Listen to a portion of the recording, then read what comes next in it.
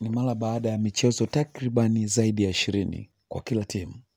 Bodi ya ligi Tanzania bara NBC 2024-2025 imekaa na kupitia mechi zote zilizochezwa katika msimu huu na kutoa tamko lifuatalo.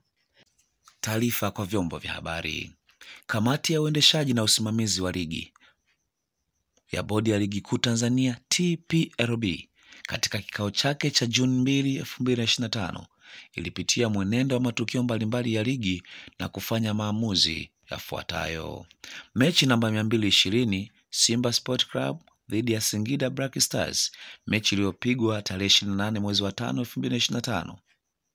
Na mnyama Simba kuibuka na ushindi wa goli 1-0.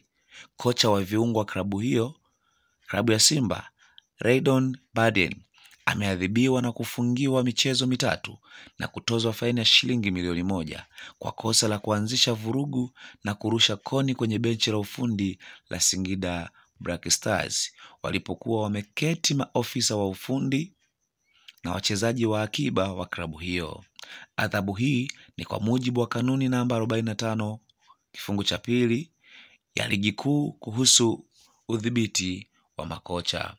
Pamoja na hiyo, klabu ya Simba imeadhibiwa na kutozwa faini ya shilingi milioni 5 kwa kosa la mashabiki wake kurusha chupa za maji viwanjani wakati wa mchezo wa Singida dhidi ya Simba kwenye uwanja wa KMC Complex Mei 28 mwaka 2025. Adhabu hii ni kwa mujibu wa kanuni namba 47 kifungu cha 1 ya ligi kuu kuhusu udhibiti wa klabu. Mchezaji wa Singida Black Stars Jonathan Soa ameadhibiwa na kutozwa faini ya shilingi milioni 1 kwa kosa la kuonesha ishara ya matusi kwa mashabiki wa klabu ya Simba waliokuwa jukwaani pamoja na kitendo chake cha kung'oa bendera ya kona. Adhabu hii ni kwa mujibu wa kanuni namba 41 kifungu cha 5 ya ligi kuu kuhusu udhibiti kwa wachezaji. Pamoja na hayo, kocha wa klabu ya Simba Fadlu Davis ametozwa faini ya shilingi milioni 2 kwa kosa la kuishutumu Bodi ya Ligi Kuu Tanzania kuwa ina ajenda tofauti kuhusiana na ratiba ya michezo ya klabu hiyo kwenye ligi kuu ya NBC. Fadlu alizungumza hayo alipokuwa anafanya mahojiano na Azam TV baada ya kumalizika kwa mchezo tajwa hapo juu, akionyesha kutoridhishwa na ratiba ya mchezo ya ligi ya klabu yake. Adhabu hiyo ni kwa mujibu wa kanuni ya 45 kifungu cha 2 ya ligi kuu kuhusu udhibiti wa makocha. Sambamba na muamuzi wa mechi hiyo, muamuzi wakati wa mchezo tajwa hapo juu, Hel Sasi, amefungiwa michezo 6 kwa kosa la kushindwa kumudu mchezo huo baada ya kufanya maamuzi mengi yaliyoashiria kushindwa kutafsiri vyema sheria 17 za mpira wa miguu.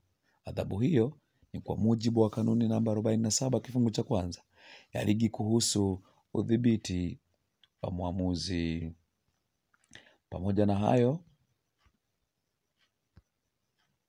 mechi namba 190 Simba Sports Club dhidi ya Mashujaa Football Club, mchezaji wa klabu ya Mashujaa Saif Abdallah amefungiwa michezo 3 na kutozwa faini ya shilingi 500 kwa kosa la kurusha chupa za maji kuelekea kwa mashabiki, huku pia akionekana mara kadhaa akiingia kiwanjani na kumlalamikia mwamuzi wa mchezo akitokea katika benchi la timu hiyo kwenye uwanja wa KMC Complex Mei 2, 2025.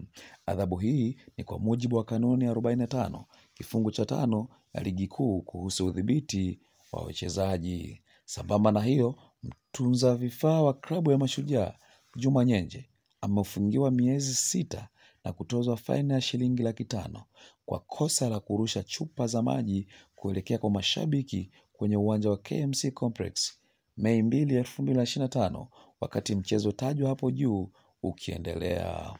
Adhabu hii ni kwa mujibu wa kanuni namba 47 kifungu cha 3 ya ligi kuu kuhusu udhibiti wa viongozi.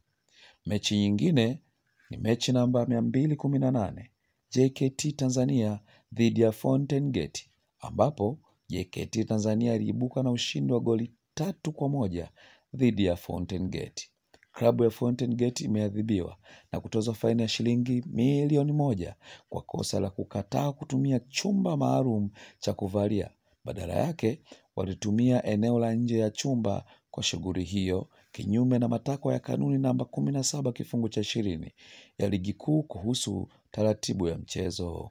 Adhabu hii ni kwa mujibu wa kanuni ya 17 kifungu cha 62 ya ligi kuu kuhusu taratibu ya mchezo.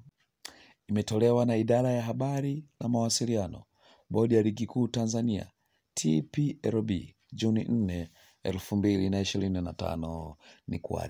Ni kuombe usisahau kusubscribe, kulike na kucomment kwenye channel yetu ili uwe wa kwanza kupata taarifa mara zinapotufikia.